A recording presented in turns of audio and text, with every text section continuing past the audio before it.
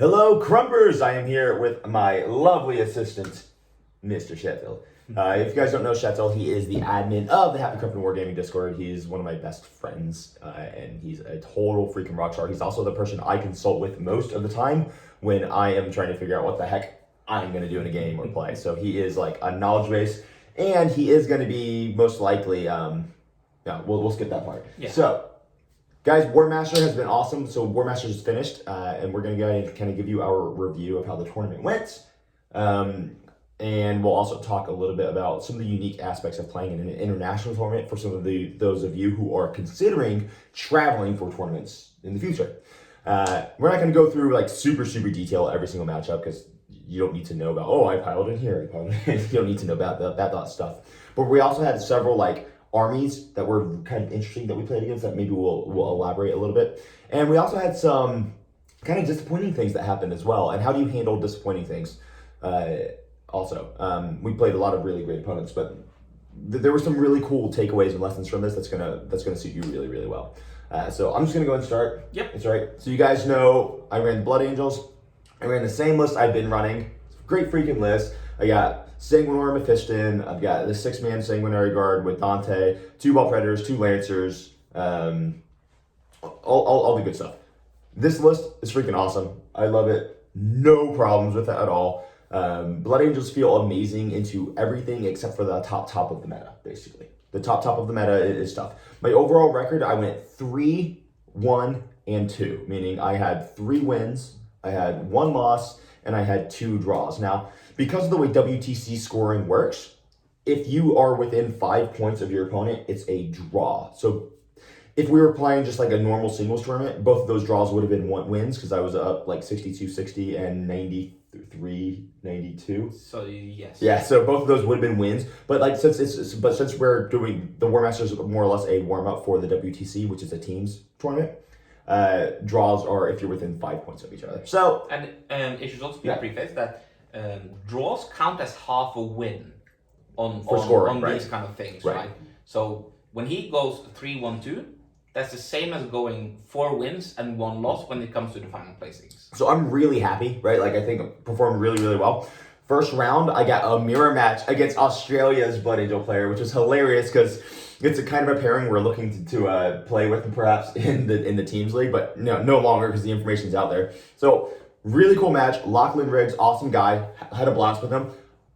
My list should have counted this, but the most crazy mathematical things in the history of the world happened. It was so funny. Bless Lachlan, we had a blast. We drank beer. We were just laughing at the things that happened. So effectively, just so you guys kind of understand how the mathematics of this works, I had charged my 6-man Sanguinary Guard with Dante into his Dante and 1 Sanguinary Guard. And then I had piled in to tag 4 of his scouts as well. So the end of this combat ended with his 4 scouts, which didn't charge, killing 2 of my Sanguinary Guard. So just so you know, they're -1 to hit, -1 to wound, and I'm saving on a 2-up armor save.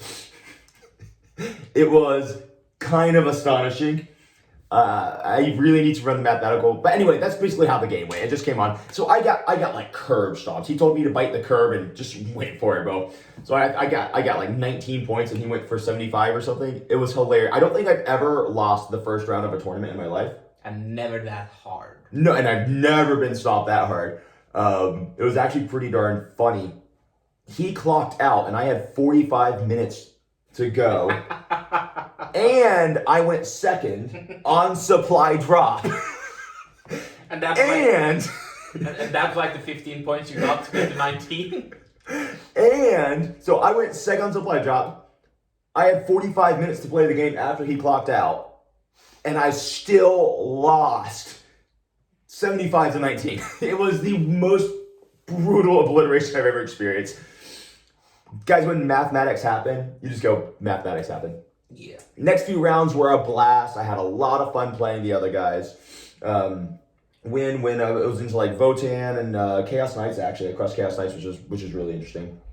Then I had another matchup against Eldar, ended up as a draw. And then my last matchup was one of the most fun matchups I think I've ever played in my life. It was a mirror match, again, against Georgios Flores. I believe that's his name. Yeah, yeah. So forgive me if I pronounce that wrong, because whatever, it is what it is. And he's from the Greek team, and he was running an angelic inheritors list, which is actually very, very similar to my Liberated Assault Group list. So he actually also had 2 balls, 2 lancers. So it was actually really, really cool. And that was on Linchpin, Search and Destroy. Search and Destroy, yes. What's really fun is that I went first, which was a really, really bad in that matchup, because that's going to allow him to wrap an ingress on me. He's going to be able to get the drop with his Inceptors. It's going to be really brutal. So I was tired, and I just said, screw it. I'm going to go full send turn 1.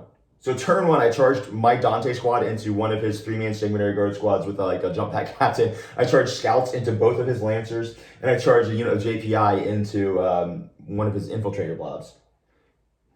And it was the correct decision, because the game ended up in a WTC draw, but I ended up winning by 1 point. It was a blast. We had an awesome matchup. It was great. Well, the one thing I wanted to say specifically about this tournament is occasionally, especially if you're traveling for international tournaments, you're going to run into people, and I'm not going to say which game this was. It obviously wasn't the last game or the first game.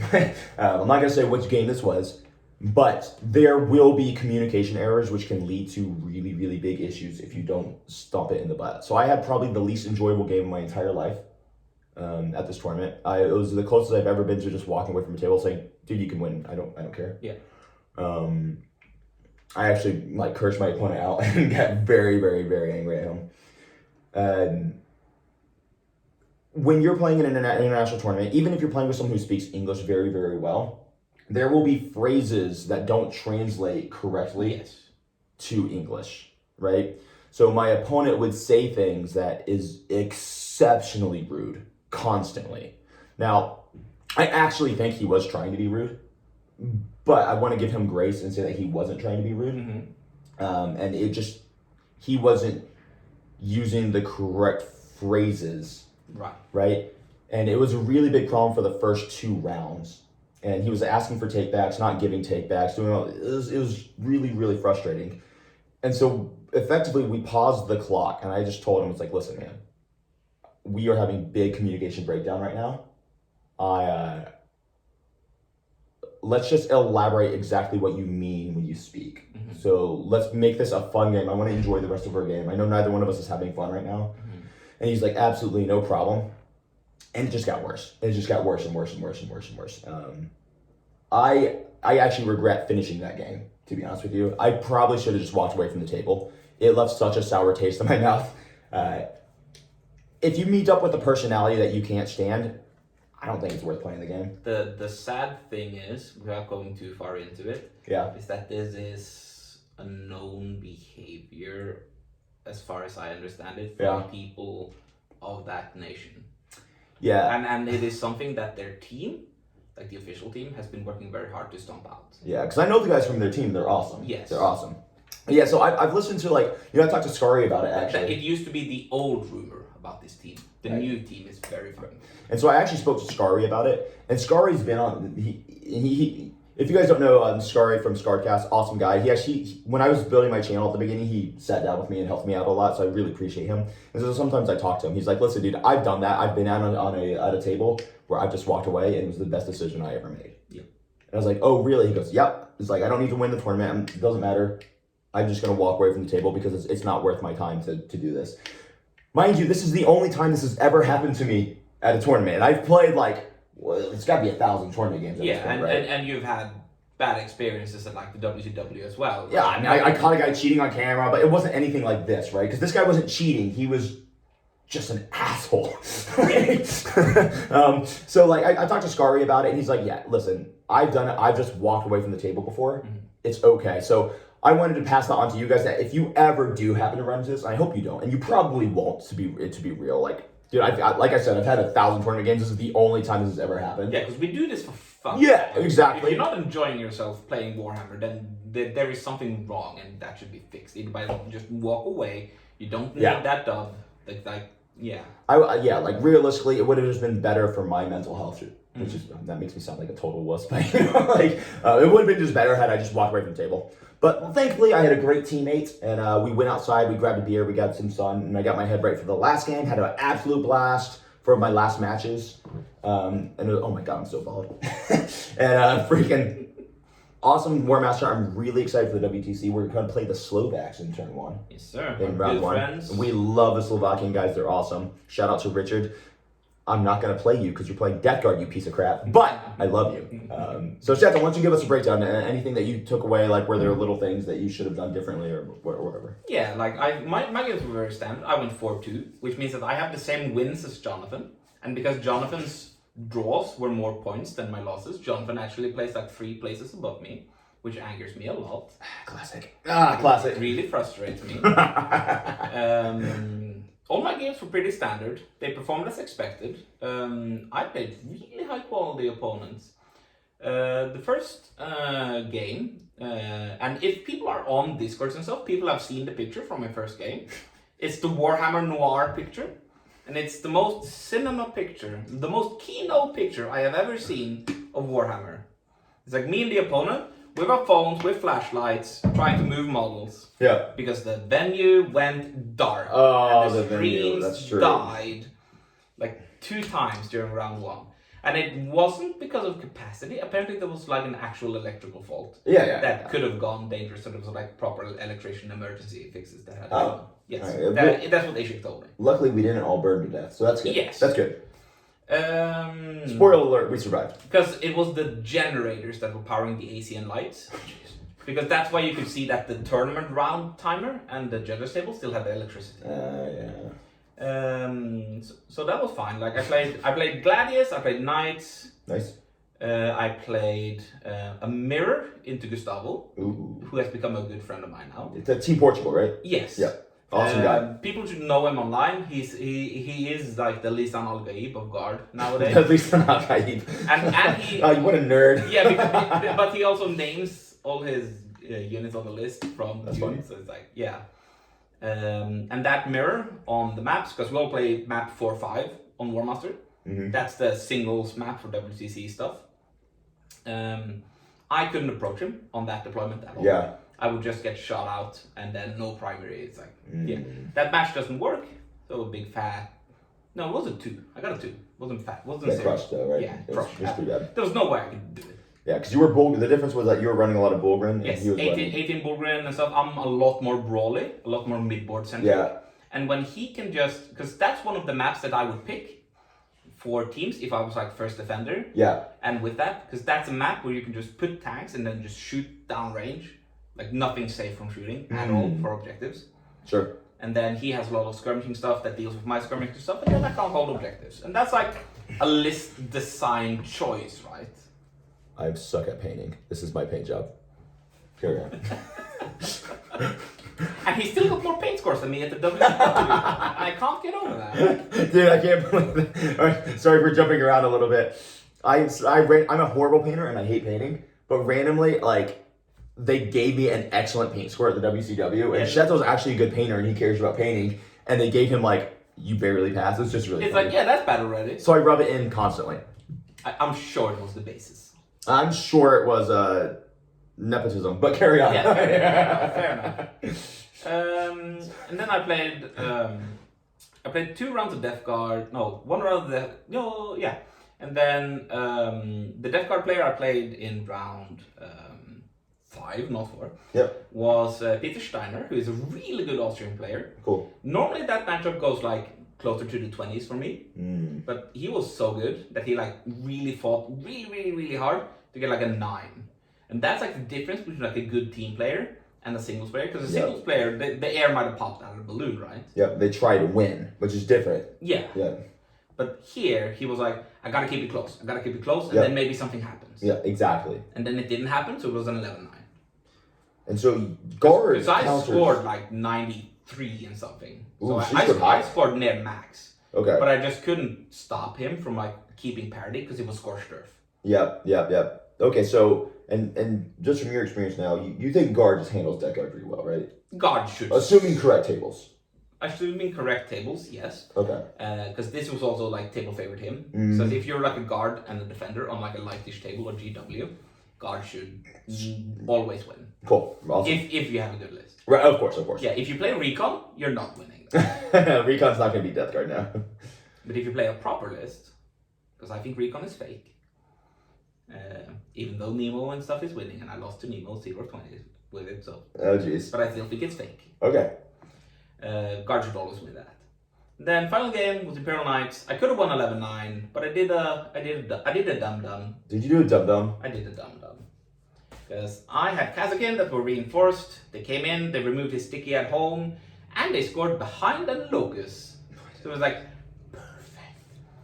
But then I did a dum-dum, because it's the final game, we're having fun. 6 games in 2 days. And then, like, in my vision, I just didn't... Little drunk.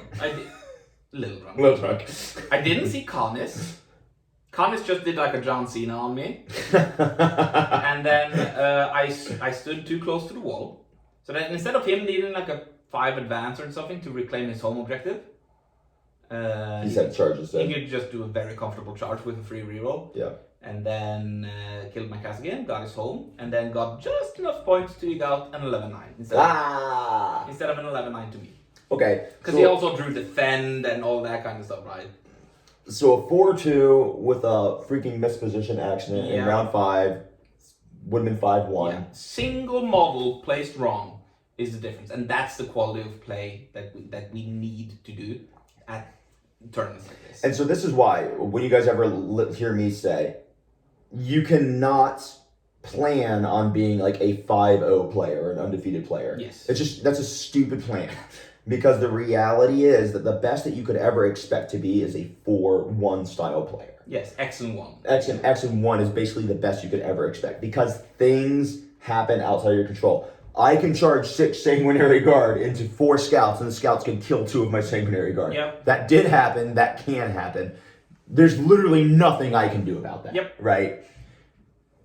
It's the end of the freaking day. You miss something by an inch. Yeah, and you have a little too many beers. Like that's the thing. Like if you want to win a tournament, you need to control all the factors of play. Like you need to stay hydrated. Yeah. And like because we use hydration tablets and stuff in Team Norway to like keep people going. With vitamins and stuff, we make sure people eat well, all that kind of stuff. And then it's like you maybe have too many beers because people pay you in free beers. Sometimes people buy beers in tournaments. It's like it's rude to say no. And then in round 5, you sort of miss like a very big night. Watch out for the Slovakians later today. Yes. Yeah. Thankfully, it's only 1 game. So maybe it's okay. So it's probably fine. So yeah, guys, this is basically it. So Warmaster was awesome. Really pleased with your results. Very pleased with my results. Both my draws were winning draws, so I'm really happy with that. I could have done maybe a little bit more to edge it a little bit. Yep. But like it was so close. Like, when you're playing against good players, it's just so close. So like. And some scouting we've done from this tournament. Yeah. Is that people need to keep an eye out on Team China. Team China, yeah, because my last night opponent, David Castro, is like the 9th player on Team China's. Now is he Chinese or is he an expat? Very much an expat. Okay, yeah, I was gonna say David Castro doesn't sound like a Chinese guy, but plays with Team China because they have like language issues and stuff. Yeah, sure, I get you. Yeah. And he was not the best placing player of Team China. There were like 3 people at like 5 Were there really? and 501 and stuff. Awesome. And the rest of the team were like all 4-2 of the Chinese players. Dang, good for them. And he's on the UN team as well, not actually on the Chinese team. So Wow. I think Team China is a team to look out for this year. Dude, I would love to make it out to like an Asian tournament. There are some very nice ones going in like Phuket. I would love to make it out. That would be sick, actually. Yeah. I got to play one of the Hong Kong guys. He was super cool. Loved him. So I'd love to make it out to some Asian tournaments. I think that there's like a very potentially high-skilled secret player base in Asia that just because language barriers. That just doesn't come to these tournaments because of language barriers. Yeah, that makes sense. That'd be cool. So anyway, we got WTC coming up. I'm gonna try to get some videos out for it. These are long days. I'm gonna try and force you to do like just shorts. Yeah, maybe we'll film shorts. Yeah, that'd be good. And then I'll do like a whole recap of that one. But I'll do like my videos that I do on that one. So guys, we love you, appreciate you. Warmaster is done. We're gonna go crush the WTC now. Let's go. Oh, cheers all.